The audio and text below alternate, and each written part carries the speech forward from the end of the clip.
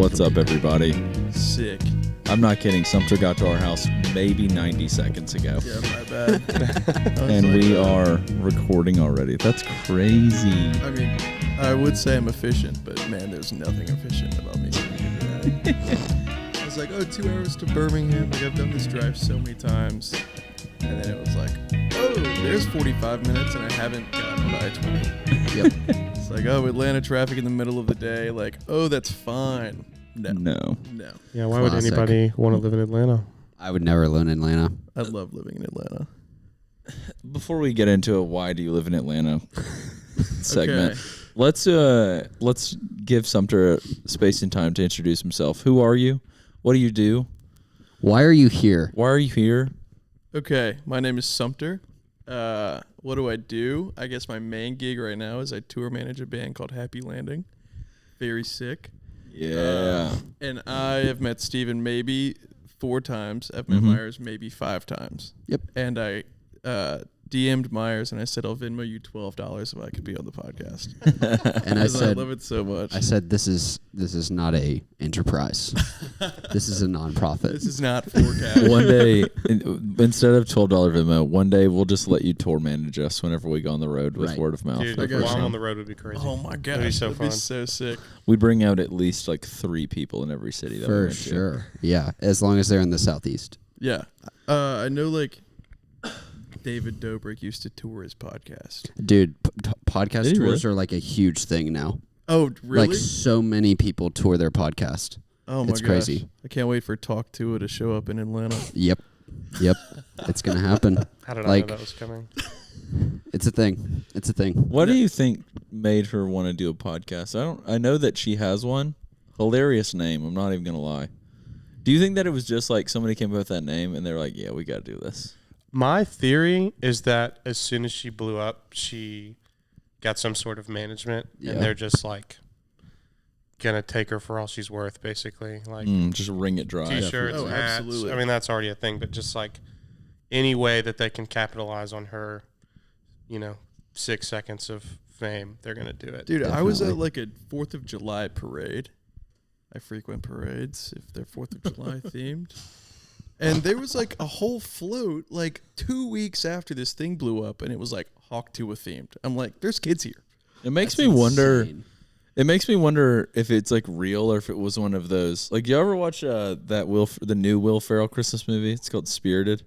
Ryan Reynolds, in the movie, Ryan Reynolds plays a character that's the president of one of the ad agencies that like very much so fakely promotes trends on Instagram in order to like, so a company can come to them and say like, hey, we want to tank this other company, or hey, we want to trend. And it's the same kind of idea that like made Stanley popular, because they just like pumped it through like attractive Mormon mom vloggers. Yep. Same company that made Crocs popular through Mormon mom vloggers. And who is it the president of, what did Stanley's president go to Crocs, or That sounds Crocs right. to Stanley? It Like was their one or the other. CEO moved over or something. Yeah, but they don't, I mean, it's not like this person knows anything about like cups or shoes. It's just like He knows marketing. Yeah. he knows marketing. But yeah, that's what Republicans, Democrats do during the election. Like that's known. Like everybody knows that they put like all sorts of crap on Twitter and Instagram just to It's like. just a marketing battle. Yeah. Yeah, but it really makes me wonder. Like 2 weeks, like logistically, like how did they get a parade float of this girl in 14? It's a little bit sketchy when I hear things like that. I'm like, okay, maybe this whole thing's just fake, and they're like, ooh, like a little promiscuous, perverted joke by like a semi-attractive Southern woman. Let's get MAGA on board. Dude, it's also Yeah. just kind of crazy how fast like the Etsy moms are with like any Yeah. trend. I mean, I remember when Trump got shot and like that night there were already t-shirts made. So it's like, I guess you see something crazy that's like kind of taking the world by storm. This is about Hawk Tuah, not about Donald Trump. But it's like, that's funny. Like we can sell t-shirts for this. Yeah, it's actually absurd. Yeah, I feel like we talk about. I mean, it's biggest in music. It's just like the industry plant thing. Oh my gosh. Like so much. I feel like we find artists all the time. They're like, oh, this is probably the next thing. Like they're so cool. And then, I mean, you and I both know who we're talking about right now, the specific one, but book a big tour out of nowhere, and you're like, yeah, what's going on there? Like, you have 500 monthly listeners on Spotify. What just happened? So you start to question how much of anything is like authentically discovered, or But it's like if you get a good manager that knows what's going on, you can get those opportunities. I don't understand how, like, why do some record labels? Y'all will probably be able to speak into this. I learned the other day that if you publish your record through certain record labels, you're immediately going to be put on Spotify editorials. Somewhat. Does Spotify just have like did the record labels like pay Spotify to do that? Like, how does that happen? There are specific jobs where it is your job to like put people on playlists, and the labels, whether it be like Capitol or even like Dual Tone, like mom and pop, smaller stuff, but still with like massive artists, like they like have the right connect to be like, all right, we say this is valid. We've listened to it. We have a good ear.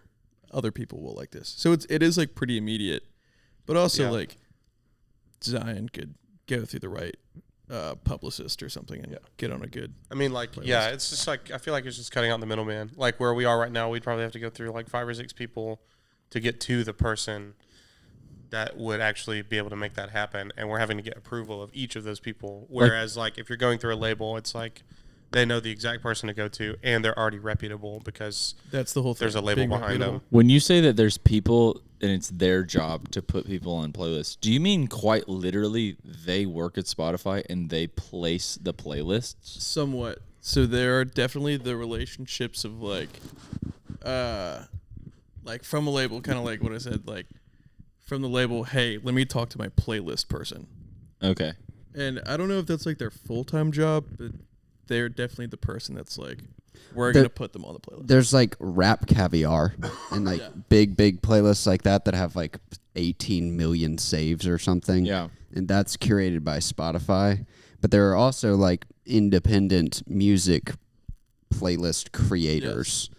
And so those, you could kind of think of them as like journalists who are going to like write an article about the artist. They're going to put the artist on their playlist. Yeah, like and the playlist might have like 500,000 saves or something. Yeah. So that's significant. Oh, absolutely. I mean, there's definitely like the random person that made like cozy autumn fall vibes like in high school. Right. And then like all their friends saved it, and then all of their friends saved it, and then it just like got the person that curated that random person that curated the playlist, it got them to a substantial point. And like even like you'll go to them, and like, or a band's publicist will go to them.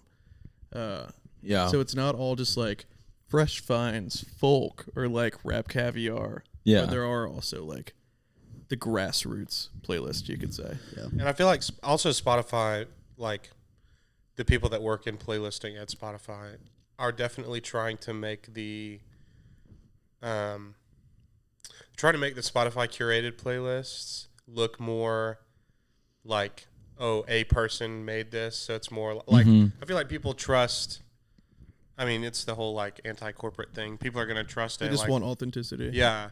So I've noticed like even in just like the cover image or whatever, they're adding stuff to make it look more like an individual created it, which is smart marketing on their move. But it is also pretty cool to like, Happy Landing was on like Fresh Finds for a week, and it's as much as you're like anti big corp, you're like also you're like, oh my like gosh, those are my friends. Yeah, like, super helpful on the cover of this like pretty massive playlist. Wait, were they really? They were the cover. It was either Fresh Finds or like Fresh Finds Folk or something. But pretty sure it was Fresh Finds Folk. I remember somebody posting it. Yeah, for a week we were all like, oh my crazy. gosh, super cool. And it's just like, oh, my friends, like they employ me, but it's still like, oh my gosh, I stay at their house when I'm in Nashville. Like, sure. That's so crazy. Cool to see people that like have that platform for a week.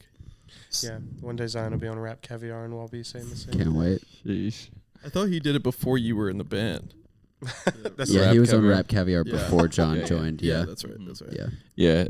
Explode made it on Rap. Marriage Song was on Rap Caviar. Yeah, I mean, I remember when I found Free through Rap Caviar. So yeah.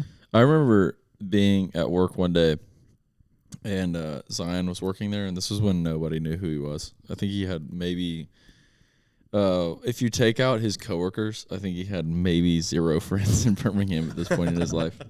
And but I was like, I thought he was really cool. And anyways, I was sitting down beside him, and he's like, "Dude, check it out." And he like showed me his Spotify. Had one song on there. It was "Explode," and I think it's kind of understood. Explode's marketing was probably the worst marketing that Zion's ever had. Potentially, yes. Is that? I don't even know. Would you say that was a? That's fair. Okay, that's fair. And so I was just like, that's pretty interesting. And then it literally had 35,000 listens, and I was like, holy crap! Like that's like a ton of people, man. And then like the next day or like the next week or something, it went all the way up to 60.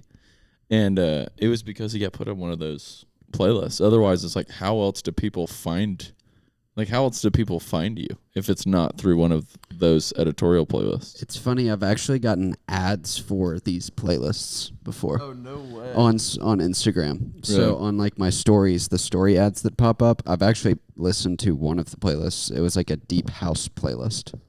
So Sick. I've seen these be advertised, which is crazy. Well, it's funny how Zion genuinely just by himself got some, I don't even remember the name of the girl or the guy who took the photo of him, but literally just put like Mentos into a 2-liter, and it was like blowing up, and he was just sitting with like jeans, a collared shirt on in a cul-de-sac in a neighborhood, and the 2-liter was like exploding.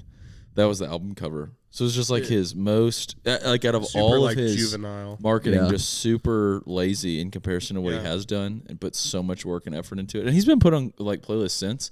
It's just funny how he like put out one song, first song. It's like, in comparison to a lot of the other stuff, it's like, I don't know. I feel like a lot of his other songs are much more like full and like that's sort of mature and stuff. I've seen that a couple times. The other band I was in, Zoo Culture, we had put out like a 3-song EP, and we had like worked super hard on it, done a lot of marketing, and we're like really proud of it.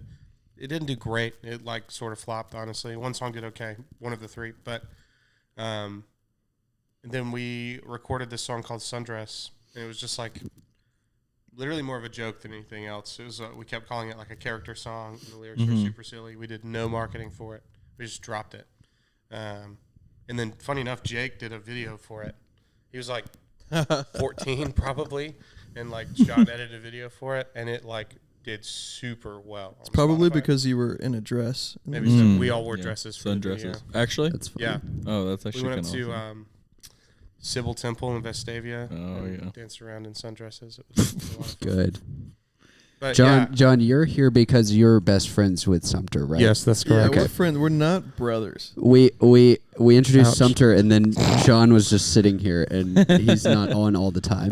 You've been on. I've been on. I wanted to clarify that. Thank you. Yeah, Sumter and I. Where did y'all meet? I was gonna say we debated telling the friendship origin story.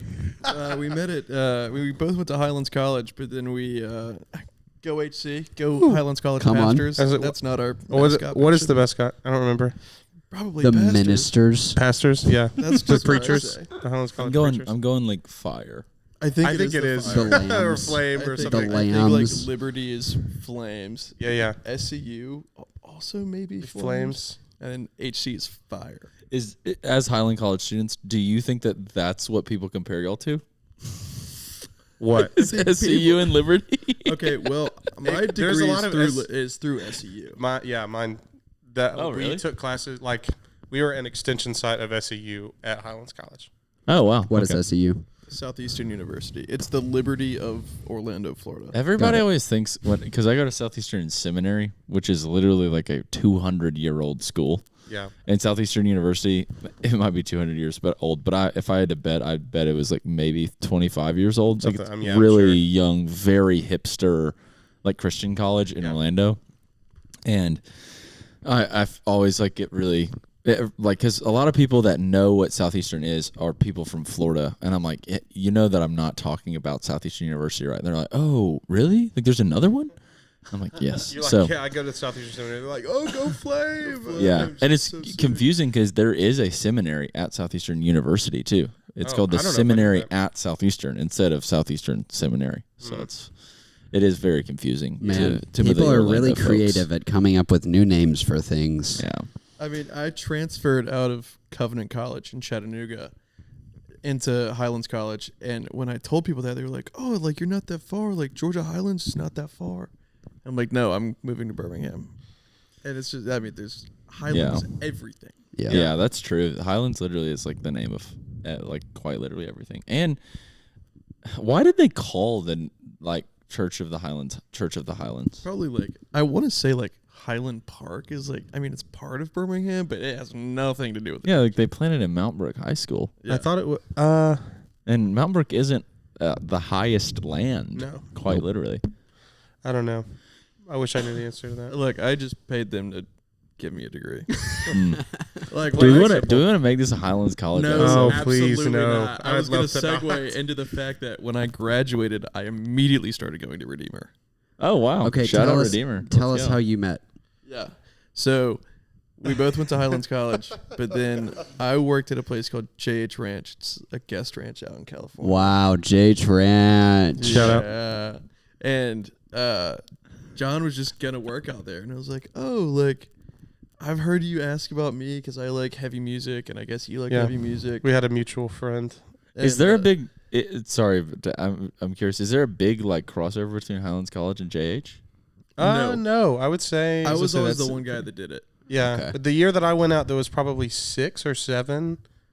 Okay. Something But like that. but yeah. none of them were like None of them had attended. diehard Highlanders. Sure. And none of them had been, Highlanders. and also none of them had gone to the ranch as a student. Wow. So yeah, we met out there, and John definitely had quite an experience. I like knew the lay of the land, and I had been out there for a while. And I think all these like Highland students were like, "Oh, it's gonna be just like Highlands," and Yeah. it is not. Well, I at was all. like, it'll be just like Highlands, or it'll be just like any other. I mean, I've done camps for years, so Mm-hmm. it's like any other camp. But it is truly like not having gone out there as a student and going out there as a staffer for the first time is whiplash, dude. It is. What kind of camp is it? Is it like it's just like a Patagonia camp or something? Kind of. Yeah, they advertise it as like a guest ranch, so it's like everything is going to be 3 clicks above your typical Yeah, camp absolutely. as far as your experience. Food is way better, Really? lodging is way nicer, the grounds, it's like the most gorgeous place I've ever seen. Yeah, in it's my beautiful. life. But it's beautiful. also like, okay, like the guys that are on crew are sleeping in like plywood boxes. It's Yeah. like I was gonna say we're the gonna- camp or the staffer's experience is not that nice, right? No, but the girls is yeah, the girls is, but the guys is like, here's like a 10 by 10 box held it's up by basically a plywood. permanent tent. Like Yeah. there's no AC. There's a little bit of power, but it's like very sparse. Yeah, there's like one outlet. Bathhouses. Everyone's- and they're like, don't daisy chain a bunch of like You'll extension blow the cords. breaker. Or like, how else are we gonna charge our phones? Yeah. And so like that's not great. Like Yeah. on paper, it's like you're going out to the middle of nowhere in Yeah. California. You're having these like services in a tent, like a circus tent. Yeah. Oh yeah. It's coming to me now. I was And, like, trying to like, picture what camp pictures were JH Yeah. versus Pine Cove versus Kanaka. And it's like Mm-hmm. you eat under this like fantastic pavilion, but it's like it's still outside. Yeah. Mm-hmm. So it's like on paper, it's like, what are you doing? But the experience is fantastic. Yeah. I mean, I climbed a mountain when I was out there when I was a student. wow. Like kids can go on this like 109-mile bike ride. Whoa. I never. But you did- went as a student. I did go as a student. Aren't yeah. you from Ohio? I'm from South Carolina. South Carolina. Same thing. For some reason, for some reason, I thought you're from Cedarville, Ohio. You're from Columbia, South Carolina. Yeah. I knew that. Yeah. Okay. Yeah, go Gamecocks. That's still crazy Yeah. though, because I feel like literally everyone who knows about JH is from Alabama and Exactly. Georgia. Yeah. Yes. So it's headquartered in Birmingham. Yeah. The in headquarters Hamburg. is on 280. I'm confused why it's in California. So I've always been I was gonna confused. say, about that. you know the history. The better than story I do. is Bruce Johnston, the guy that started it, is from Newport Beach, California. He started this like high adventure camp for boys, and then like only like 10 girls showed up, and then one of the girls ended up being his wife, and she's from Mountain Brook, and pretty prominent family. So they got married, moved the headquarters to Birmingham, and now it's big Alabama, Yeah. When was it Exactly. started? 1979. Because I was going to say my Holy dad cow. went when he was a No senior in way. high school That's so That's super funny. before he went to college. You know which program? No idea. He just told me like Did he go out there with his parent or by himself? he went by himself. Okay, second wind. Yeah. That's what he did. But it's like also like being in Birmingham. There's so many like one of my great friends. He was like, yeah, my mom worked out there in the 90s, and I was like, what? Yeah. Yeah. Like, That's crazy.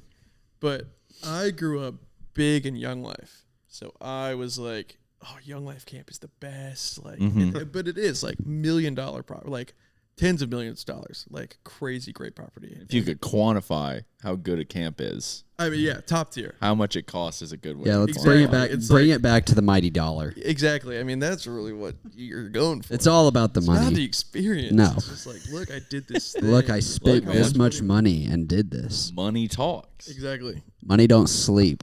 And then I went to JH and I was like, you like fly into Sacramento and you're on these yellow school buses for 6 hours. Like, this is going to suck. Like, I called my mom. I was like, you made a mistake. Yeah.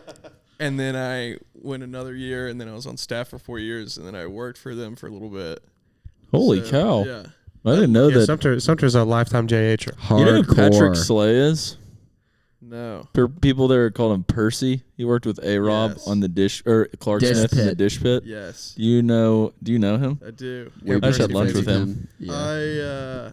My dog. Yeah, I see him at the most random places all the time. Really? But it's all, like for a majority, it's like a show that I'm working. Like, I think he's into hardcore music too. oh isn't no, he? this. No, he's in these hip aren't even, hip hop, Hip hop. Oh. I mean, I was. which is very similar in these days.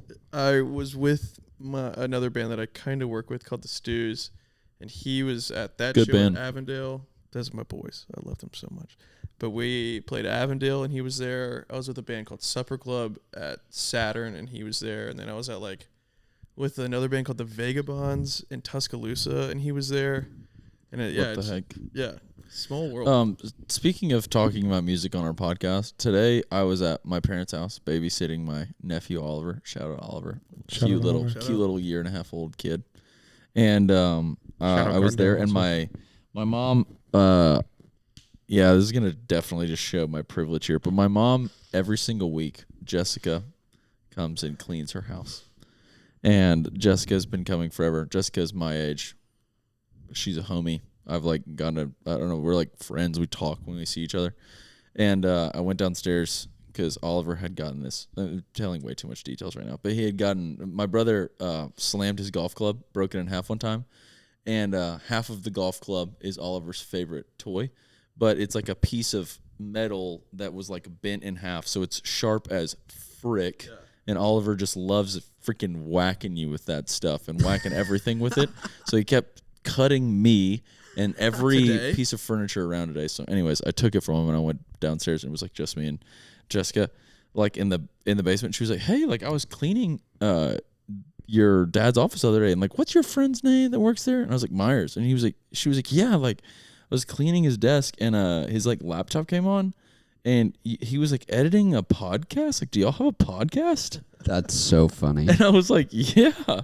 And she was talked about how much or how cool she thought it was that we had a podcast, and she was like, yeah, we used to, her and her sister's favorite imaginary bit whenever they were growing up was being on the Ellen show and talking about their albums they had just came out with. Wow. Which is wild. And I was like, I'm literally having music people on today. That's which so is just funny, dude. so wild. So we're living out Jessica's favorite imaginary dream right now. Shout out Jessica. I'm kind of living out my dream because my favorite podcast is Mike Birbiglia's Working It Out. Okay. My favorite comedian. I think I've seen one or two of those. It's so cool, but it's just comedians talking about how they come up with jokes and everything. He has this part called the slow round, where it's what's a smell that's nostalgic from your childhood, or something like that. And every time I listen to a podcast, I'm like, cigarettes when I was 14 at a venue, that's so nostalgic. Or sometimes I'll get a whiff of the hotel I stayed in at Disney World. I have these answers prepared for when I'm not a comedian and for when I'm not on his podcast. I Maybe think we we should all still do do that though. It's I was going to say, maybe we should whip out our question list. So we definitely have a question. Do y'all list have a here. question? We have a question My list. thing like that is digital tour bus. Dude, I was watching it yesterday. Yeah, I'm for the bus we don't have. I have all these Yeah. This is where we keep the Dude, Okay, digital tour bus.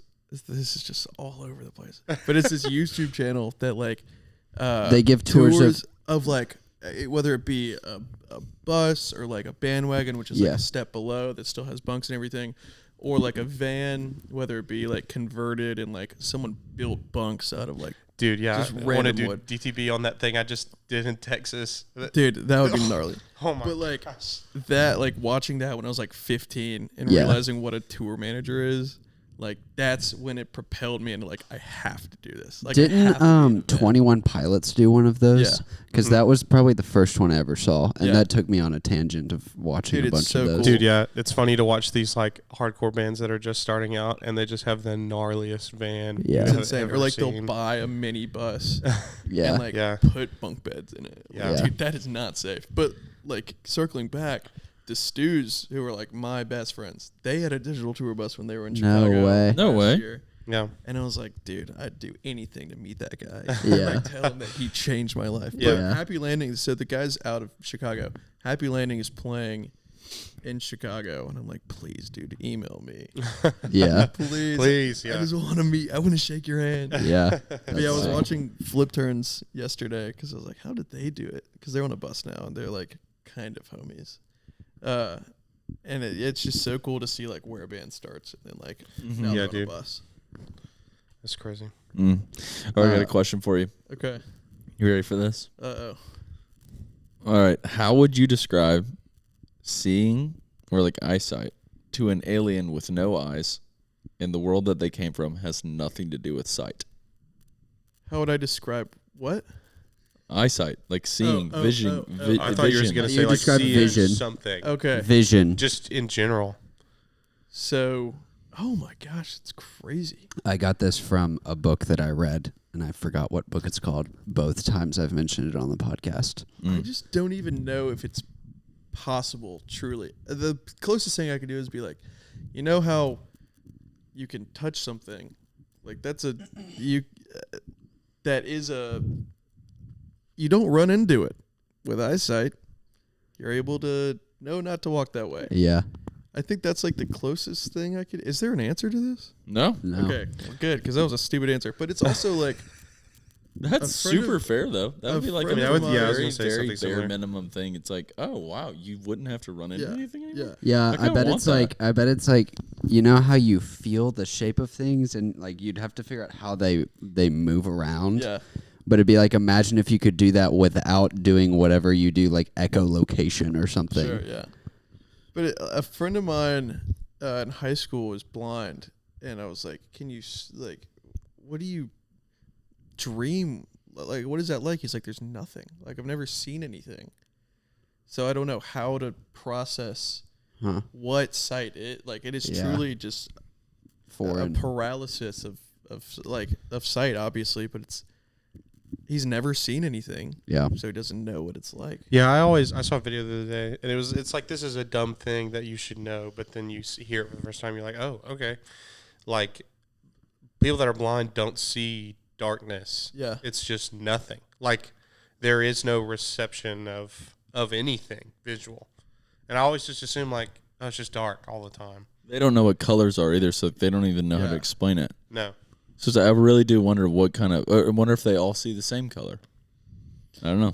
Or if I mean, I bet you could be like relate it to another sense and be like, well, you know, there's spicy, there's sour, there's sweet, there's like salty, and then you could be like, imagine if like you could. See, I feel like you have to go there. Idea, There's and just then you're no like, reference no, like at all. I think I would say, do you know the feeling you get when you hear your mother's voice? Or do you know the feeling that you get whenever you go home for Christmas, or I don't know what Christmas would be, but you go home to your mom's house and she's cooking your favorite food? That feeling you can get in completely the same way, but you receive it through a means like smell and like sound, but something that you could never even think or imagine, and it is the best one. Yeah. It's like someone like saying, you know how people say in heaven there's colors that don't exist on earth? Yeah. That's what I was thinking of when I was answering that It's question. like, I don't know how to explain. if I've ever heard that. Yeah. Yeah, people It's that like, think die of and a go to color heaven and you've come back. never seen. You can't. Yeah. Because you have no basis for what it's like. Yeah. Oh, like teal. Yeah. I mean, you think about it like Seafoam green. like whenever you're Never like seen on that a one graphic before. design program and you have like the color sphere. Yeah. It really is a super limited thing. Yeah. Yes. When you think about how much bigger it could be, especially when it comes to like sight or like whenever it comes to like another sense, Yeah. like sound or like feeling, like you can feel anything. Like literally you can touch anything, and there's like a billion different textures that things feel. So it's crazy to me that there's like red, yellow, blue, and then there's different kinds of red, yellow, blue. Yeah. That's it. Yeah. That's where it begins and ends. Sumter, did we ever finish how you met John? No, I think it's taken us 35 minutes to get to that. Y'all both learned. You both Yeah. learned that you were into heavy music at JH Ranch. Yeah. Well, yeah, we kind of figured it out before. We like sort of knew of each other, and then we like really got to be friends while we were out there. And so Sumter went out there on staff. I went out there as a like volunteer, and then 3 days before guests were supposed to arrive, the guy that was supposed to come out there and be the production director just didn't. Oh, that's right. He just no-showed. No call, no show. And they were like, you seem to know the most out of the other 180 people that are here. About There's production. 180 people that work there. Yeah, close. And that's Volunteer. Yeah, the like yeah. crew, which is like college volunteers. Yes, about 180. And then staff is like 30. 35, 40 something. Yeah, including grounds and maintenance and stuff. Yeah. Wow. Which saying it now seems like a lot, but when you're out there, No. it does not feel like it. Yeah.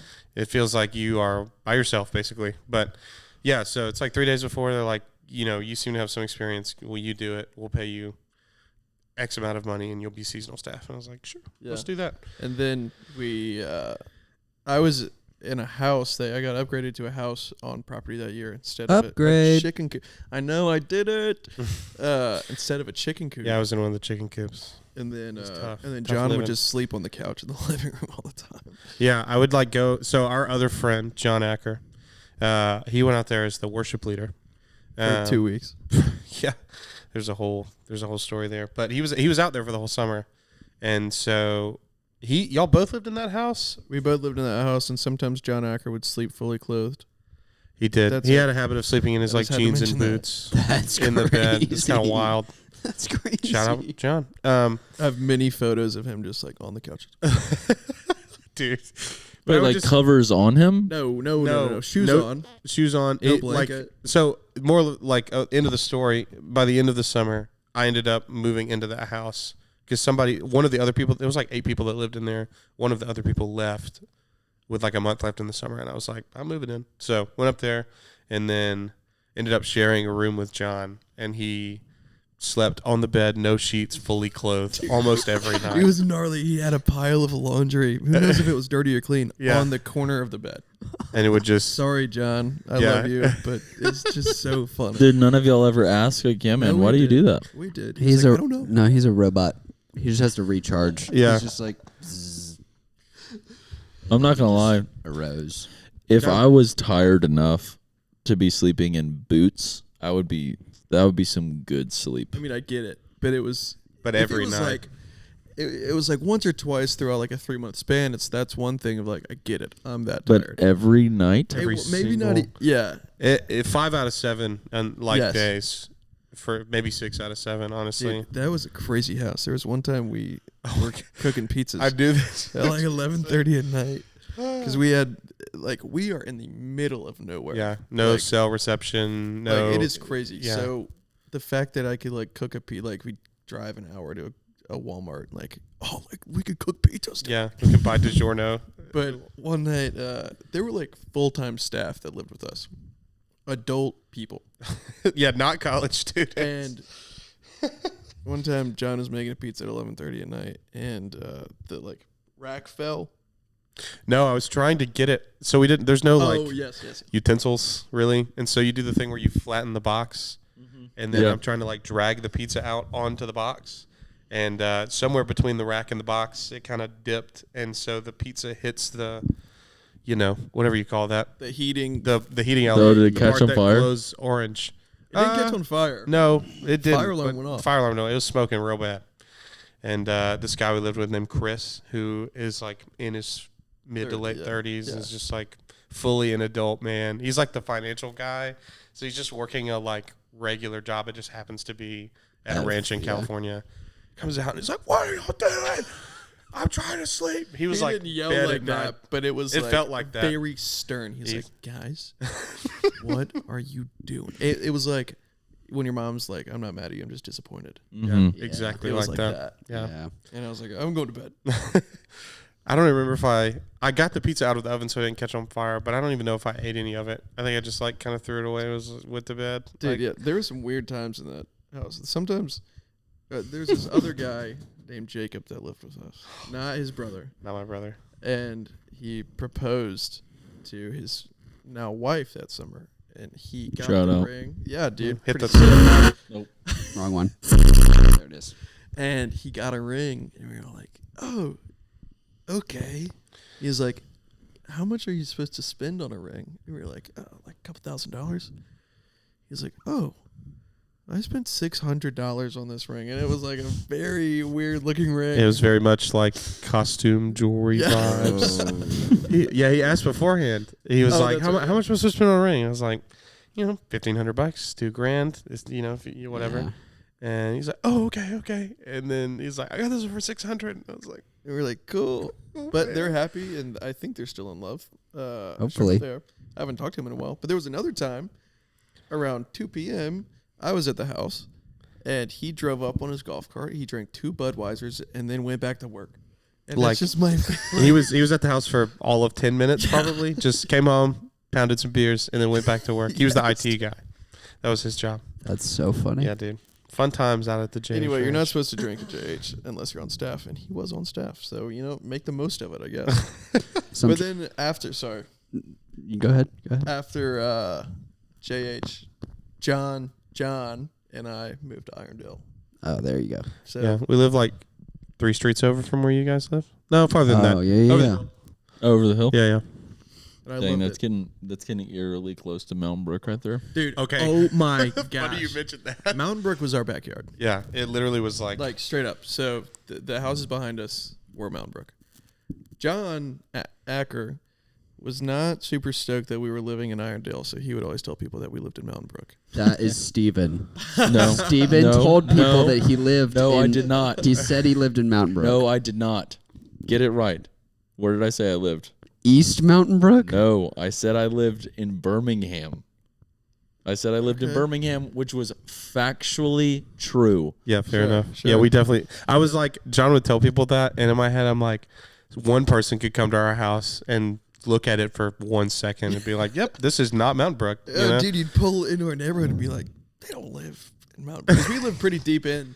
Yeah. And, I mean, you could just, it was a pattern. Steven's of houses. house, you literally pass the welcome to Irondale sign and No, then you like do not. take a right and pull into his neighborhood, and that's where he and by lived. take a right, you mean take a freaking like 175-degree angle right. If you pass the welcome to Irondale sign, you have to turn. And you to have to be make a clear, U-turn. Turn back. to be clear, he lived with Zion, Jack, David / Will. Wait, was this by our house? Is in the flat part. Oh. Come Everyone- down the hill by the Okay. preserve. Oh, the nice part. Everyone agreed Huh. this was Irondale except for Steven. No, it's- Steven was the it- only one who argued White- all of the time. Actually, White that may be Eastwood. literally was Eastwood. Yes, yeah. it was We Eastwood. just like began to accept and embrace the Yeah. Irondale-ness. It was fine. I mean, we're I would move back, early bro. 20s. Dude. Yeah. Oh my gosh, don't even get me started. We're in our early 20s. Like, you're not supposed to live somewhere fantastic when you're How old are 22. you, Sumter? I'm 25. Okay. How old are you? 24. How old are you? 26. Jeez. Yeah. Old head. John, how old are you? 23. Wow. Really? 24, 25, I didn't know. 26. Yeah. We've probably had this conversation, but I forget that I'm older than you. Yes. By That's a year. crazy. Yeah, Highlands College people graduate when they're like 12 years old. So it's hard to keep up. Graduate. sometimes. Sumter, one of the questions that we tried to do that kind of fell flat on its face, literally the first time we did it, I think, was it was what is some sort of marketing thing you've seen Oh, yeah. recently that led you to purchase like the thing that you like? What marketing has worked on you recently? So this isn't like a one-time thing. This has been a consecutive thing over the years. But the deals at McDonald's. That's so real. The spend $2, get any size fry for $1. It'll work on me every time. Every single time. Yeah. And like when we're on the road, I don't get per diem, which is fine. But that means I have to spend my money. So I'm like, okay, like they want to go to Chick-fil-A, they want to go to Tropical Smoothie, they want to go to Chipotle. Those deals aren't great. Not Sure. great. The points are great. Yeah. Chick-fil-A points, awesome. But like every so often we'll stop at McDonald's. I'm like, great, I can spend $4 and get a meal. I feel like Chick-fil-A definitely has the most return on their points for Absolutely. any other points system. Yeah, I was thinking about it the other day. It's crazy that I left. Like last week, me and Myers recorded an episode on Tuesday morning at like 6 a.m. And then I left, and I was like, you think if I was explaining this to a person from 1600, like I left recording a podcast, which what the frick is a podcast? Yep. And then I was like, I got on an app on my like tiny little computer. What the frick is a In my computer? pocket. Yeah, and This What the frick glowing, is a this pocket? glowing box in my pocket. yeah, this glowing like little. What's a pocket? What's a pocket? Is it like a satchel? Like if And- the satchel was attached to your attached wallet. And I have like 1,200 points on on my little phone, and then I pressed a button to redeem it, and then I got a very warm, hot chicken sandwich. 2 minutes Magically. later, 2 minutes Magic. later, and then I was like on the road.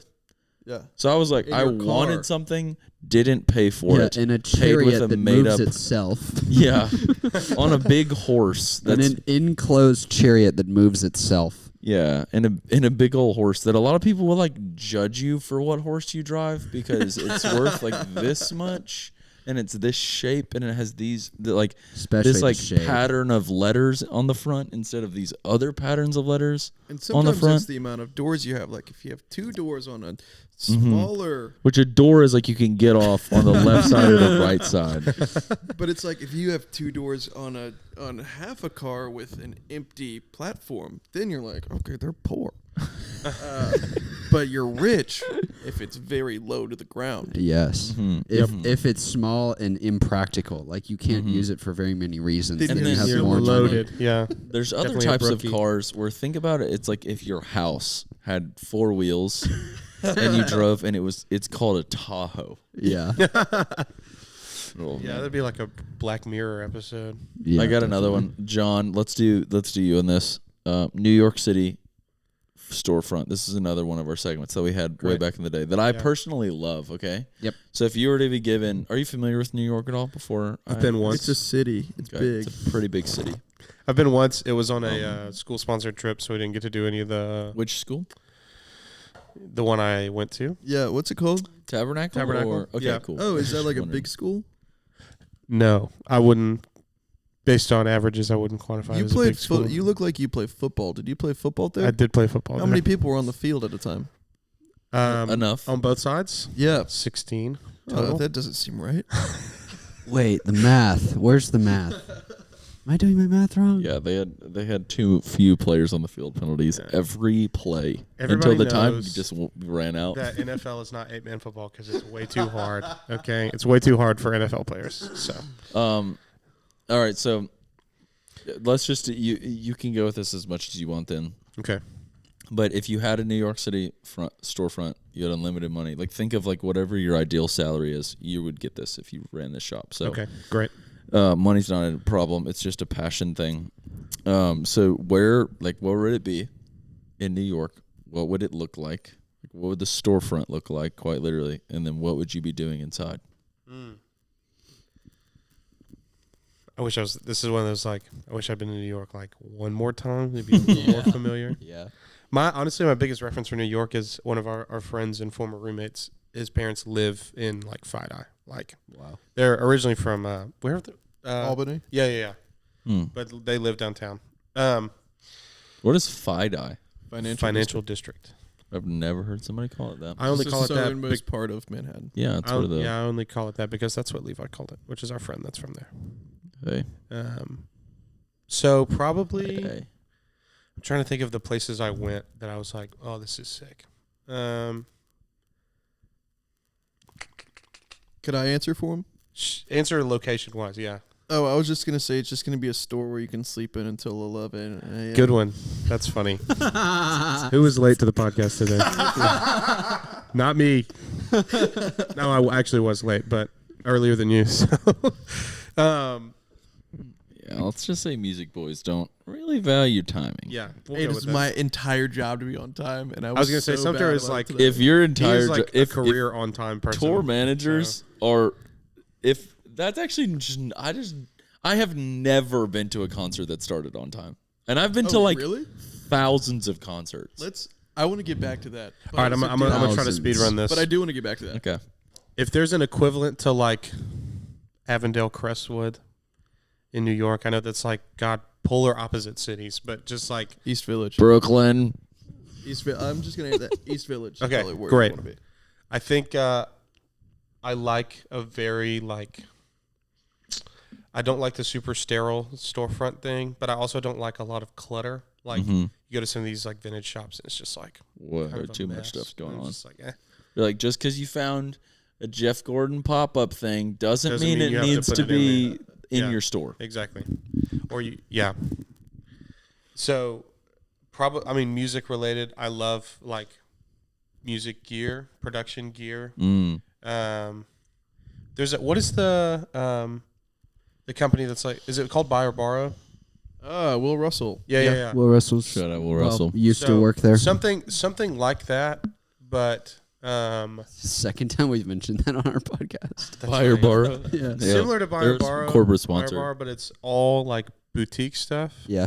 And it's production gear, not just like guitar pedals and stuff, like consoles and like. I am just so go to a curious why you don't love Tom Sounds. When I walked into Tom I love Sounds, Tom I was like, I love you Tom said it Sounds. was a weird place. It's It is an a weird interesting place. I thought it was like the coolest Was Tom thing there? ever. Did you meet Tom? No, there's this. I think the guy's name was Roger. It's hilarious. Like I've never been to a place that needed, like, where the employees needed to be wearing like oil change jerseys less, and Yeah. they all of them were wearing like, you would think that I was like an express oil That's hilarious. change. No, I like Tom's. It's like Tom's one of those places where it's like 10 items of just junk.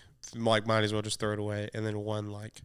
Oh my Yeah, gosh, that's I an saw like incredible they deal. had 3 Macintosh amplifiers there, which is It's like for literally Top, everyone yeah. listening that doesn't know what that is. It's like that'd be like finding like a Porsche, like this random rinky-dink vintage auto sales place having like 3 Porsches from like 1980. yeah. Triples of the Nova.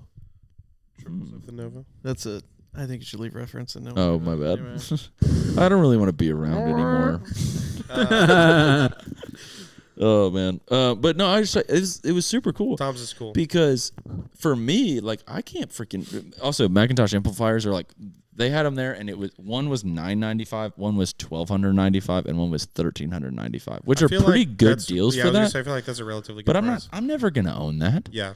But it was just cool Although, for me to see it It in is one of those person. things that people are like, I would never pay for that, and then they hear it once, like, all right, I could pay for that. Yeah. You know, like Yeah, it's crazy because like the stair step for amplifiers is like $100. It's like they're like, ooh, you get like 1% better, and now it's $200. You Yeah. get 1% better, and now it's $350. It's like the jumps are. I feel like in coffee, like the jumps are 50 cents for like a better cup of coffee, or Yeah. like $2 for a better bag of coffee. sure. But in dude, it's because people Crazy. value sound yeah, so much. Like, one of my favorite, like, I'm gonna turn my brain off and watch a YouTube video. mm-hmm. Dudes that do these like home stereo walkthroughs, and they've spent like 80, 90, 100 grand on the room build out and the speakers. And Oh, the you're talking about like sets of the amps listening rooms, like Yeah, that they have in Like their an house. audiophile. Yeah. Uh-huh. Like them walking through the build out of what all went into Mm-hmm. them being able to sit in the middle of that room and listen to an album Yeah. is wild, because like this is a cool setup. Nothing in comparison to some of those guys. I mean, yeah, every hobby or whatever is scalable. Like you can buy a $500 John boat or spend $100,000 on a competition boat. Yeah, whatever. But like, what people spend to literally just sit and listen when it's like listening to music is more accessible than it's ever been. It like listening to music in very good quality is more accessible than it's ever been. Natural segue here. There's a place that I really want to go to. Me and Mars are going to New York in December, and I really want to go to. But there's like in Chinatown, there's this famous listening room. I was looking at it the other day, and they have a set of 2 speakers, and they're like $45,000. Wow. And but it's just like a pho place, and you can just go and eat pho. I want to say, have y'all talked about it on the podcast before? Probably. I don't know. Probably. I mean, there's like a few that I've been maybe to. I've heard Sully talk about it. But there's a place where Sully's went to Now and Then, which is the Atlanta. Nashville one that is really popular. I know there's something like that in Atlanta too, that he was looking at some speakers and then they were like $35,000. He's like, yeah, never mind. I went to one in Denver that was unbelievable. They had, but also speaking of, whenever I was at Tom Sounds the other day, they also had Pioneer like DJ turntables. I had never seen those. Like I've seen DJs have them. Yeah, but it's like $2,000 worth of turntables, and I got to literally touch them, which I just thought was, I don't know, for me as an admirer, I thought it was cool. Well, after I stopped going to Highlands College, the job I took was with a backline company called 4-Star. It's located here in Birmingham. And so did a lot of like band rental stuff, so drums, guitars, amps. But then a ton of DJ rental. So we have like 18 or 20 DJ decks. No way. And it's like for physical physical turn wow. We have digital stuff and like physical like old analog school. Yeah so you like CDJ 500 and all of the like kind of standard Pioneer digital stuff, and then some like kind of boutique analog. Cool. And you can rent that stuff for when much money. We were at Lollapalooza playing, and they just had like, I think like Killer Mike was a headliner on our stage that night, and like they just had his like DJ set up, and I was like, oh my gosh, like this is too much. Yeah. But it's just like it's wild to see like the scale of like you can look at something and be like, okay, that's nice. Yeah. Dude, I think that if you went to a place in New York to wrap out this segment right here, if we went to a place in New York where like there was just like a local dude putting up just production, like niche production equipment. Yeah. And you could just go in there and listen, and there would be guys. I mean, I'm thinking like New York, you'd have enough volume and stuff to where you could definitely make that work, and there'd be like a dude in there literally DJing or like playing some sort of good music, and you could make it a venue too. Like that'd be why didn't you say venue? I feel like you would love having a venue. I not to get so like whatever about it, but like owning a venue independently in 2024 is like borderline impossible. Yeah, it's also incredibly rare. Yeah, Live Nation owns literally everything. So much. Yeah, I watched a video recently about, I forget who put it out, but it was just like they interviewed several venue owners that own independently and are like actively fighting the like Live Nation wave, and it's like he's like, we lose money every night. Sold out shows, we're losing money. How? I don't understand. Just fees. Noise. Also, the way they make it back, like the venue itself is losing money, but the way they make it back is through the bar.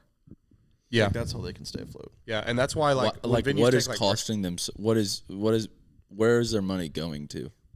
Like obviously the lights, the insurance, but like where's their money going to? There's like you have to have like the insurance is incredibly expensive for venues, like more than you would ever imagine, especially if you're doing hardcore shows. Like oh yeah, absolutely. That's like, you'll see when you go to like, I mean, Warped Tour, like there was always the sign up and it was like, no moshing, no crowd surfing. And they have to do that for insurance purposes because that insurance is so expensive. Insurance, baby. So, yeah, I like the idea of a venue, and like hosting DIY shows would be cool, but not even like hardcore DIY shows because there's just so much like scary potential for stuff like that. But like, that'd be cool. But I think my idea is like, there's tons of studios in New York. Somebody comes into town to cut a record, and it's like, oh, we want this 60s Gibson guitar that costs $20,000. Let's go rent it for the week, and let's rent this API direct box for our acoustics and whatever, like Sure. skipping the details, but it's like stuff that they can't buy. Yeah. The studio doesn't necessarily have, or it's like this studio has it, but we want to cut in this studio. Let's just go rent that kind of thing. Yeah, that could work, especially in New York because people record there. Yeah, for sure. And if you got in with a guy or two, you could definitely make it happen. Myers, what were you gonna ask Sumter? You've alluded a lot to your work, and I just want to know what your life is like. What do you do all the time? What is it? Because it sounds really cool. Okay. Wake up, McDonald's deal. Wake up, $4. Wake up, spend $4. Wake up, the band, leave the hotel, go to McDonald's, eat McDonald's. Singular McDonald. So I'm the tour manager for a folk rock band called Happy Landing. Very sick. We had a fantastic summer. Bonnaroo, Lollapalooza, big stuff. Big stuff. So what I do... Not talking about the other Christian camp that happens in Panama City. Is that a camp? I don't know. That is a camp. Do you know what North Point Church is? What's the camp called? Big stuff. I've never heard of that. You said Lollapalooza. I thought Bonnaroo. Big stuff. Big stuff. The camping. That's hilarious. Yeah, we did not play any camps. J Ranch. JH Ranch, Kanakuk, So Redeemer College night, Tuesday. Avondale upstairs. That's just saying. We did do Avondale upstairs this summer. I went. It was awesome. Oh, What a blast. Mm-hmm. That was the last time I saw you. I mean, we you were in all- the middle of a were tour, you there? so I imagine there's Was one of not me. there. Rip. Or So there's one of you. There's a million of me there. So yeah, so what I do for the band is I make sure everything is good for the show. So their agent will book the show, get the contract set up, make sure everything is looking good before I kind of take over and advance the show. And it's so my bad. and Talk through advancing the show, because I feel like that's the So, thing that yes. people don't really know. So I am the one in contact with the venue saying, hey, I'm Sumter with Happy Landing. Just like we're coming. This is the touring party, the 5 band members, then me. Here is our stage plot. This is how we're going to set everything up. This is all of our gear. Here's our input list. So these are the mics we're going to need. This is how we're going to set it up. Like, this is going to route this way. It's going to route this way. Just giving them all the details that they need to make the show happen. So all of that's done when you get to these venues yes, for you. for the most part. So That's crazy. they'll have the set list printed out or on an iPad or something, and then we bring all our gear in, all the guitars, all the drums, the amps, and then they'll get the mics, set everything up. Then we'll sound check, make sure everything's working. That takes about an hour. Just get all the levels right for their in-ears, just to make sure they can put the show on. I stand out in an empty room and say, yeah, that kind of sounds good. There's enough reverb on his voice. But obviously when there's 200 people in a room, it's going to sound different. So I just kind of oversee the day of show stuff. Okay. Are you the one who's like, we need green Hawaiian punch and goldfish? Yeah. So How do you get over that ethical dilemma? the band pays for it. Oh, Yeah. So that's a pretty easy way to get over the ethical dilemma. Yep. Money it talks. is.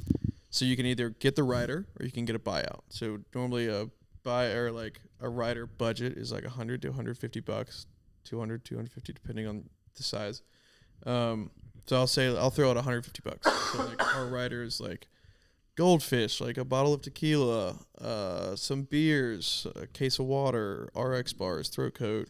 Oh, so they'll tell you, hey, your rider budget is $150, and then you try to spend $150 Yeah, on yeah. whatever. Yeah, I feel like if you book a run of shows that's like all the same size rooms, they're all going to be probably within $50 for each other. Yeah, like absolutely. the buyouts are all about the same. So you don't really have to like do it for each show. It's just So like the venue will shop for us, but then it's like we don't need a bottle of tequila every night. Like we'll do like a bottle of tequila like maybe every week, maybe every 2 weeks.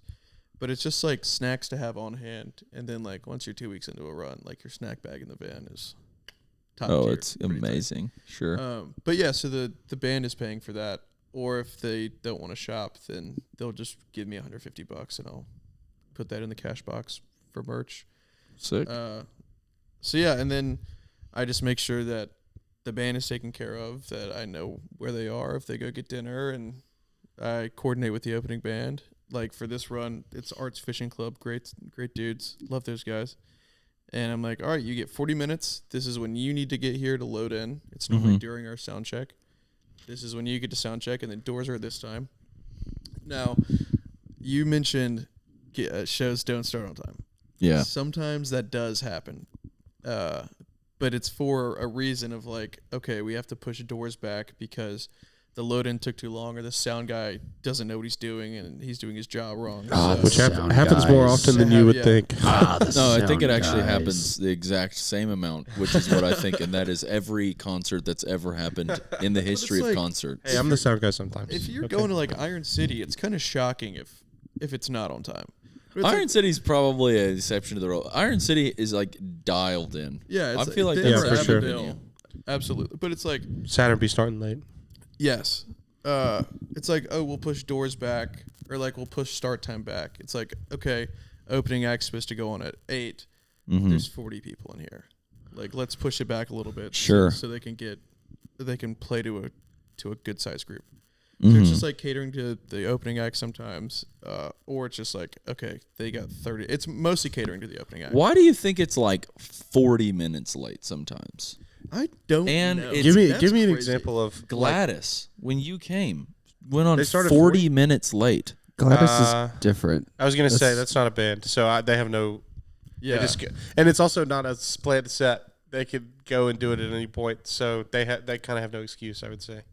Yeah, Shout I out don't to really the know. Gladys boys. Yeah, I love Gladys. I still went and still had a great time. Yeah. Dude, yeah, I can't wait to see it again. What was the last concert that I went to? Obviously went to Zion. I've been to some that were extremely punctual.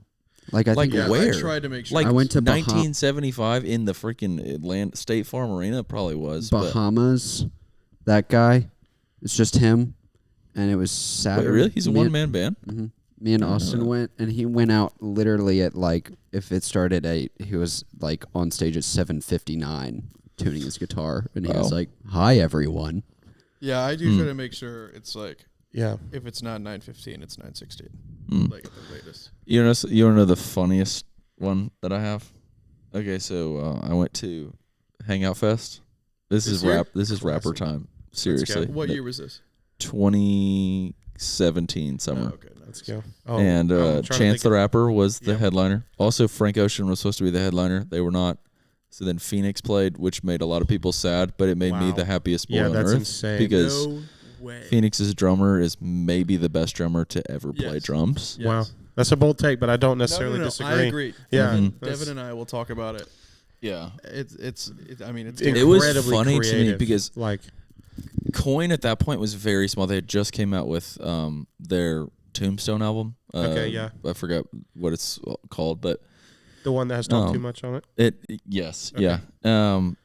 I can't remember what it's called, but anyways, if you never try, you'll never know, or something like that. But anyways, they played that festival that year, and I had like, so also my buddy Tucker's like really good friends with Ryan, the drummer for Coin.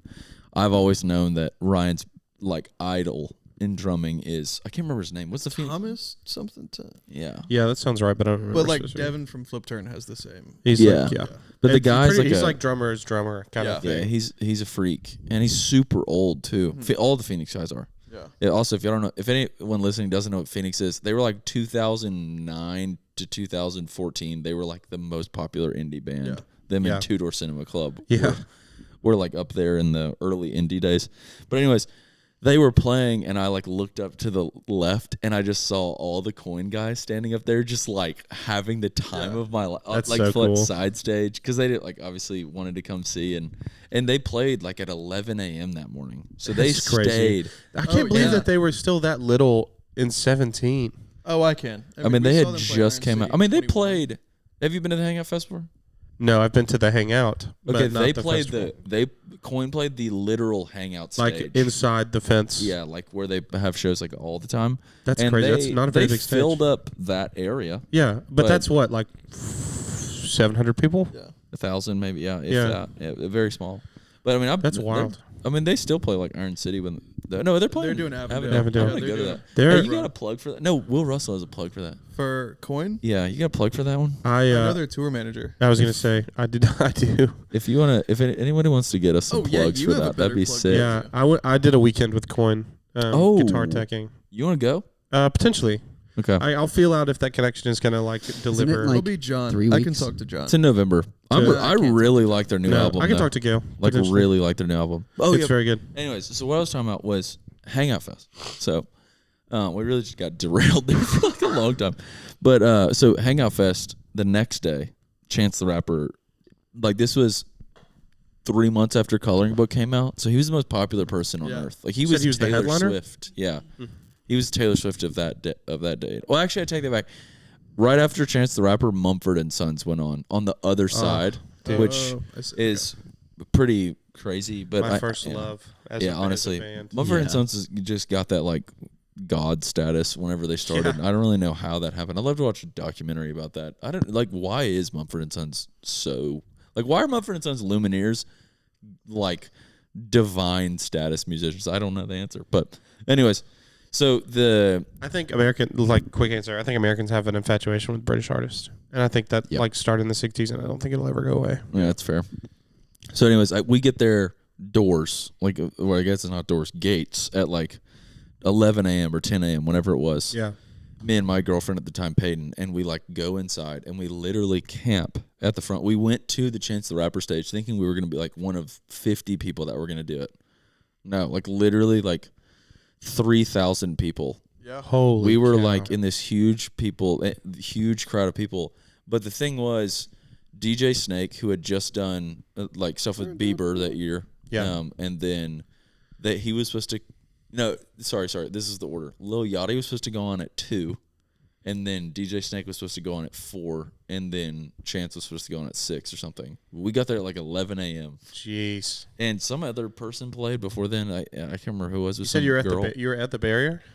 I was at like I was probably like 15 people back, but I was on the barrier on like the. That's like the ideal place to be. I hate. Oh, the you were barrier. in the middle barrier. Yeah, you know where they could run through and stuff. Yeah.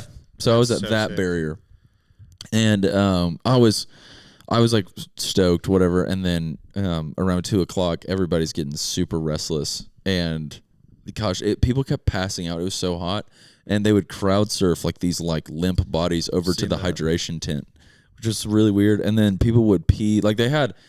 Like Bud Light was the sponsor that year or something, and they had these like tall boys. Everybody had Bud Light tall boys, and then people would pee in them and then throw them. It was the strangest. That is insane. And people would like throw wild. sand and crap everywhere, and everybody was so sweaty. It was maybe the worst day of my entire life. That's terrible. Have you seen the Woodstock '99 documentary? No, was it similar vibes? Dude, I mean, way worse. Way worse. But yeah, Wow. just like. Yeah, you should watch it. Chaos. Yeah, Absolute it like chaos. the most poorly organized music festival ever. Wow, People died. I mean, it was a big deal. Jacob's here. Yeah, watch it. But watch it when you so, have time. anyways, so this person goes on at 11. They were trash. It was like a folk band, and obviously we were like, sorry, no hate on folk, but you were ready for Chance the Rapper, you know. And then you hear like a white woman folk singer, like 2010 You're vibe, just like, all right. and you're like, all right, you can get off the stage. Yeah. And then 2:00 comes around. I'm pretty stoked to see DJ Snake. Yeah. Because I'm like, this will at least be hype. It'll be something to do for the next hour. Or sorry, it was supposed to be Lil Yachty. Yeah. It was then- beginning to pop off. It was supposed to be Lil Yachty, and Lil Yachty was very like, I mean, he had come out with Minnesota and Broccoli, so he was like very popular at this point. Yeah. In that way. And then he just never. It's like 2:00. The DJ comes out and plays. He goes off stage, and then he never shows up. What? Dang. And then the crazy thing is, they canceled DJ Snake's 4:00 set because Lil Yachty showed up at like 3:45. So they canceled DJ Snake's like whole set, so he doesn't even play. So then we listen to Lil Yachty, and he like the place goes absurd. That's wild. Hello, Jacob. And so the place goes absurd during Lil Yachty's set. It was probably the wildest environment I've ever been in my entire life. That he told it was the only environment I've ever been in where. Like, I've been at a concert where they, like, the artist told the women in the crowd to take off their shirts. It was, like, very, like, Yikes. Talladega vibes. He told everybody, like, Goins throw does it. that sometimes. Zion does do but- that. He has Yeah. done that a few He's got to times. quit that. This is Yeah. not working. That was out. a pretty wild moment. It's tapered off since he got married. Mhm. And let's just say, without getting too far into this is a while. I haven't really talked about this in a long time, but the type of girls that actually take their shirts off when Lil Yachty commands them to while sitting at Hangout Fest, while waiting for Chance the Rapper. Very peculiar people do that. Let's just say that. So it was that's a delicate way to put it. I went to see Lainey in 2018 when I was a freshman in college. It was the first concert I went to when I was in college. So stoked because Lainey was like peak in high school. Where's this in Atlanta or is this in Birmingham? In Atlanta. Okay. Was it the one at Buckhead? Tabernacle or whatever it's called? Gotcha. 21 Pilots. Is this the one you went to with Grace Allen too? Yeah. That's it. Yes. Okay. And I had never been to a concert where that sort of thing was encouraged, and that didn't happen. But during one of their songs, a bunch of girls threw their bras on the stage. And I have a picture that was a live photo, and you see a bra fly across and land right at Paul Klein's feet. Dude, I mean, the stews at Appendale. Oh my gosh! It was like song 2. Yeah, second song in, a girl. John and I are on stage. 2,000 people at Avondale. Yeah, and a girl throws her sticky boob. I think is what it's called. She threw those on stage, and Preston the singer looks down and kicks him off stage. No, he kicked it. He kicked it over to Bennett. To Bennett, it hit him in the leg, and Bennett was like, because it's not. It's just like these rubber. Yeah, it was weird. Yeah, weird vibes. Yeah, people don't do. Be funny. I play one song with Happy Landing on guitar, and I mean, just so many brawls were thrown to me. Oh my god! But it's hard being famous. It is so hard being famous. And the vibes at this place at Hangout Fest were so absurd that like literally after the set, we still had to wait an hour for Chance the Rapper to come on, and then so many people because we had been there all day. Lil Yachty had just made everybody jump around and sweat and go and mosh. So then, like, literally every 2 or 3 minutes, there would be people that would pass out, and they would crowd surf them to the front, like, every 2 minutes. Did people, was it not like a after Yachty set, were people leaving? Or was it just like, no, everybody we are just not. Like, stood their ground. And yeah, that's like, it's funny that he came out when he did, because everybody's like having a good time, and then at the end of his set, they're like more miserable than they were. Like, yeah. So people were getting mad too, like really mad, and like fights were breaking out. It was like really crazy.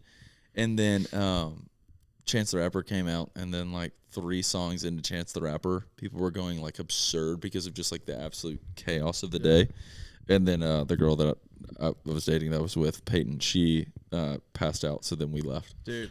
Dang, so you waited all day for 3 songs. Yeah, we stood there the whole day. I mean, 3 songs. And we like literally we ate a piece of pizza and a Coke afterwards, and it was like it was literally like that was a chug jug from Fortnite. Like I felt that better after pizza and a Coke. Dude, what did we eat after I've Turnstile at Furnace last year? I don't know. Whatever it was like. But I have a similar story to that. It's just like we played Lollapalooza, as I mentioned, maybe like 11 or 12 times during this podcast. And big stuff. And big stuff in Pittsburgh. So we played Saturday. And Winter Jam. One day. So we played Saturday, attended Sunday. Oh, cool. Didn't Krungman play this year?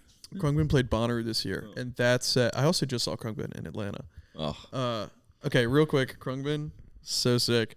But that was going to be my favorite set of Bonnaroo. Dude, Parcels at Bonnaroo. Oh, that's absurd. That's just absurd.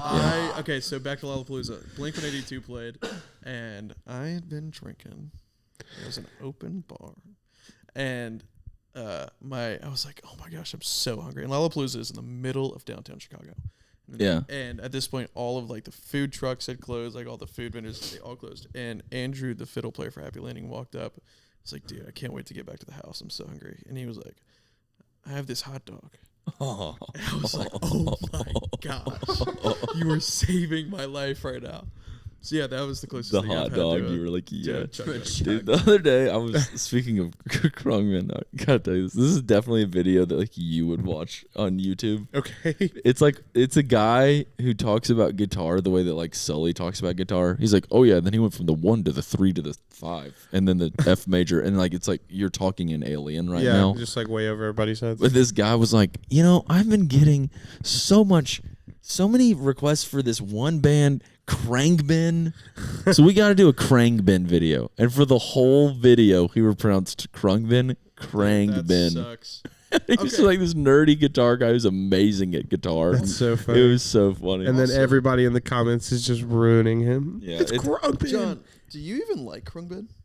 Whoa. You probably hate Krungbin. You probably hate on Krungbin because it's easy. I'm a to casual background music enjoyer. So John and I have realized we don't agree on anything. Yeah, we pretty much like opposite things. I bet you don't like board. parcels. He It's does fine. not like parcels. That is so actually absurd. So I bet you love Corey Parcels- Wong. I bet you think I Corey honestly Wong's don't so love good. Corey Wong. Maybe at a certain point, yeah, In but not heaven, anymore. when we go to a listening room, Parcels is going to be playing. yes, Parcels absolutely. is like That's so funny. pre-fall music. Dude. Okay, so so I saw Parcels. They did a late night set at Bonnaroo. We played Thursday at Bonnaroo, but then stayed all weekend. And the band Camino was camping across from us. Who? The band Camino. Who's that? It's this cool band Memphis. from Memphis, Tennessee. Memphis Young Life Boys. But there's Jeffrey, there's Garrison. But Andrew, the fiddle player for Happy Landing, he kind of knows Garrison, so we were hanging out with them a little bit. And then I just ran into him in the artist section at Bonnaroo. There it is. But dude, I mean, it was me and Garrison, and that Parcel set was like one of the best sets I've ever seen in my entire And to life. watch it with a guy that just like understands music, unlike Yes. some people. Yes, it has exactly. just, like, What do I amazing- know? It's Has so taste, crazy for example.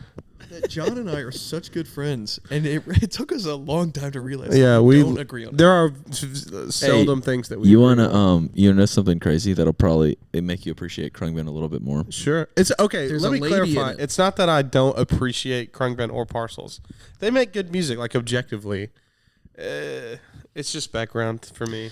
So I also just don't listen to that much music. Mark Spears, I'm with you on that. Mark Spears is the guitarist for Krungbin. Okay. He released a list of his 5 biggest inspirations for guitar. Do you know who number 3 was? Sign goes. Steely Dan. Okay, I can appreciate that. Sumter. Also, Which makes me quake because I think Steely Dan is trash. But That I is think outrageous. that's kind of crazy. Yeah. It's like if you put like one of Krungbin those, would not like, other than the fact that he's like guitar influence, which is funny because Steely Dan is not something I'd consider like a guitar band. But What? That Jacob is. yeah, well, having okay, a so fit. but I feel anyways, like I if don't you like put one of Krungbin those- and Parcels would not. You know that exist little without thing you Steely put at Dan. the end of a trumpet to make it sound like A super mute? crazy? Yep. If you put that in a normal person's throat, they would sound like Steely Dan. That's what he sounds like to me. He's just like so annoying to me. Top 3 artists of all time. Oh, okay, this is fun. okay, Like personal. Is this just a music episode? Cannot I love it. cannot be influenced by like these are your friends. This is like So this is that an you would listen objective to. top 3 or a personal pick? Personal, personal for sure. personal objective top 3. Manchester Orchestra is my favorite band. That's Oh, very okay. respectable. I went to a concert of theirs one time. I love that band so much. I think Andy Hull is one of the best songwriters. I think they're so fun, and their shows are always so sick. Good. 21 Pilots. Will What do you always think be- about their logo That's crazy. of a girl hanging off of a tree? I don't really know what it means, but I love that album. Mm. That album is so good, but I don't really know. I don't know the lore. Speaking of lore, 21 Pilots is definitely up there for me as well. But Number Love. 2. probably. I think it's funny that everyone went through a 21 Pilots phase, and a lot of people make fun of like the 21 Pilots fan. Oh, I hate But- the 21 Pilots. But most people who are like into music, that's like a very top tier artist. yeah, I for would. them. It's. I mean, I still music like is them. good. I haven't listened to their most recent album, but I I, really went like through a really deep 21 Pilots phase. so Like if I would have gotten a tattoo when I was 17, it would have been like I'm with the you. TO-P. Yeah, I'm with you. I'm with you. Their show is just the best show I've ever seen. Their production is insane. That's It is- honestly true. I went to Yeah. one of their It's concerts. so Also, immersive. Hangout Fest. I mean, I saw Oh, them yeah. a couple weeks ago in Atlanta, and I'm seeing them on Thursday. Yeah. Oh, you are gonna go again? I am gonna, yeah, That's in sick. Nashville or where? in Nashville, yeah. And then number 3, it's kind of. I feel like it's kind of corny to say because I do know them, but like, dude, I love Flip Turn. I love Flip Turn. But it's like Wow. happy. What was Jacob just said? MILF. Man, I love Flip Turn. But like, dude, they're such great people. We share Happy Landing shares management and an agent, and We played a festival with them a couple weeks ago, and they're just great dudes. I love them. Wow. That's sick. But it's like Devin, the drummer, insane. Yeah, he's ridiculous. He's so good. Is he better or worse than Jacob? Oh, way Jacob who? way better than Jacob McClendon. All right, John. What about you? Top 3 artists. Oh of man, all this time. is so hard. to Hippocampus answer. Bill Murray audio file. Also, That's funny. John doesn't like Flip Turn, and I compare them to Hippocampus so much. Yeah, his voice is just kind of annoying.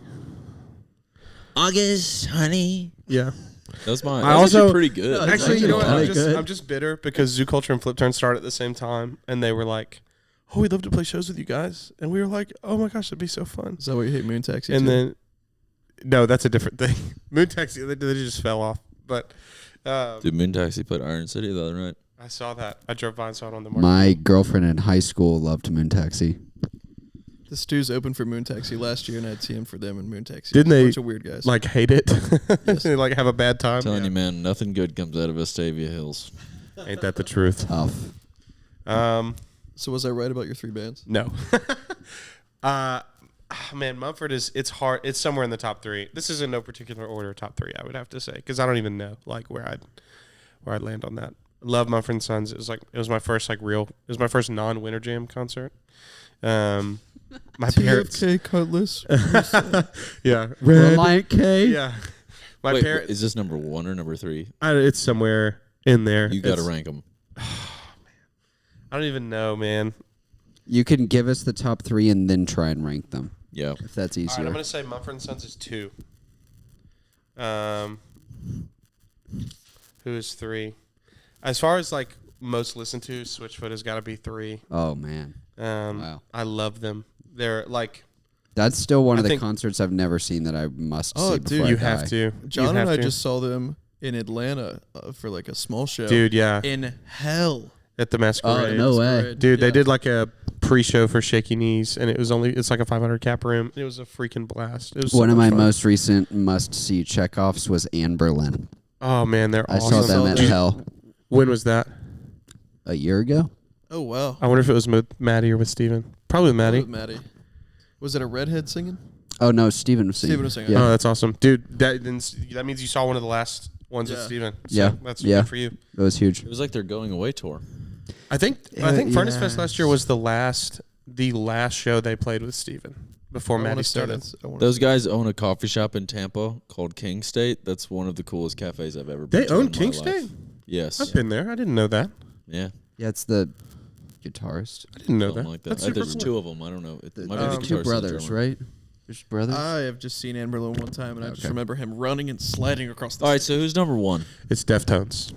That is my Deftones. favorite band of all time. Is that a heavy song? Heavy riffs, not screaming really though. Some Okay. little bit of screaming. Kind of It's- like Duster. no, like I don't even know who to really It's compare like him to. it's like 90s new metal. Sort of like whatever. Jacob, who understands my music taste, said, yeah, probably like. So I think he's saying Yeah. like for me, yeah. yeah, like heavy riffs, kind of like whispery, moany vocals, How many big drums, is big like bass. is the drummer like trying to show off by how fast he can kick the No. kick or okay, cool. It's much So more like much more groove vibes. bass. Yeah, it's built around the riffs. Really, I get behind that. it's just like kind of just like dark, moany like music. I was a Deftones hater for a little bit, and then I saw him at trigger warning Lollapalooza. But it was so sick. Sorry, I keep. They're Steven, touring. They're who is- touring this year. Deftones is, and I'm definitely gonna go see them. It's gonna Steven, be insane. who's I haven't your seen them top three? before. My top 3 of all time. I was wondering. I was like, they're not going to ask me. I don't have to think about this. Dadgummit, you asked me. I've mean, been trying to figure out. I know my number 1 has to be the 1975, purely based on like listening hours. It's like I've How spent it- Long by Ace is the best song ever. So it's like, do I leave Ace in my top 3? Like Ventura Highway by America Oh, is man. also tied for the best song of all time. So like, do I leave That is such a good America song. in my? No, I'm not going to. No. I mean, I just think that like, I don't know. Who are you thinking about, Mars? I think I think mine is probably like the 1975 Fred Again Parcels. Okay. Yeah, Like 1975 right being now, one like for you that. definitely like makes sense. 1975 has to be number one, even though I probably haven't listened to them in like a year, just because I spent probably 4 years listening to them obsessively. Yeah. And I've seen them 2 or 3 times. That's probably Hippocampus for me. We were nonstop obsessed for years, and I still see them every time they come to town. Yeah, like, I still would go see them if they were within 3 or 4 hours drive. yeah. And then Fred Again has been my latest obsession, where it's like I only want to listen to Fred Again right now, and it's been that way for probably 2 months. And I'm facing the conundrum of right now that he's coming to Atlanta in like a week, but it's like a Thursday night or something, and it's in an arena. Yeah, and it's like Probably dude, brutally expensive also. Yeah, like do I it's want to go very spend $100 to then like Okay, have that's to what I thought. work around my work schedule and Should've all gone of to that? Bonnaroo. Yeah.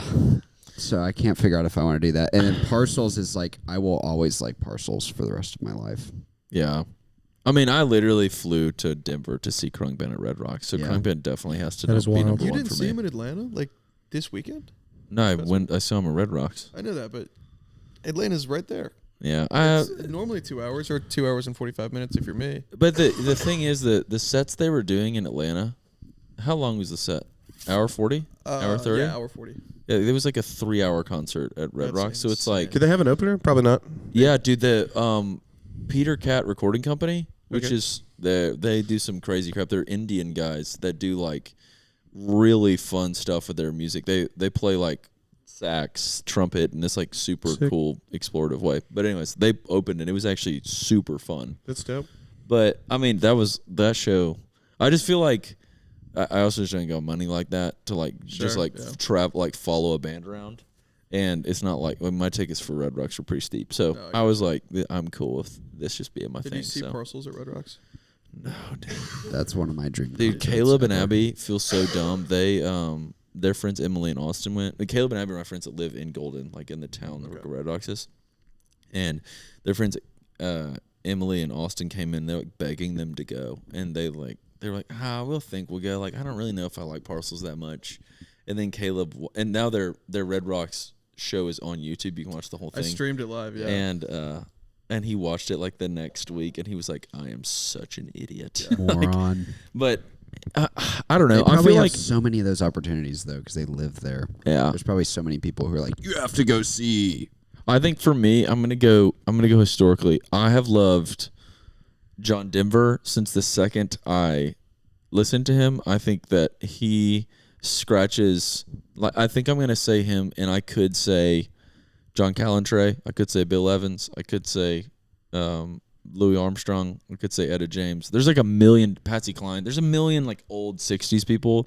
I listen to them a lot. Yeah. And then the last one, I have to just give reference. I've always loved surf rock. It's always been my favorite type of music, and Real Estate is my favorite. Real Estate is sick. I've listened to Real Estate since like 9th grade, and I like still listen to them all the time. Yeah. Like every summer, I just like listen to so much. Beachcomber by Real Estate sends me. It's like such a good song in my I think a opinion. good way for me to measure is the YouTube concerts that I've watched over and over and over which again. is Hippocampus's And so, like, mark. yeah, is so absolutely. The Goose, 1975, I love Goose. I love man. Goose. So the much. 1975 at the O2. Yes. I've watched, Man, what a watched show. that What That a is- a show. million That is my times. favorite live show on YouTube. Yes, I've watched that a million times.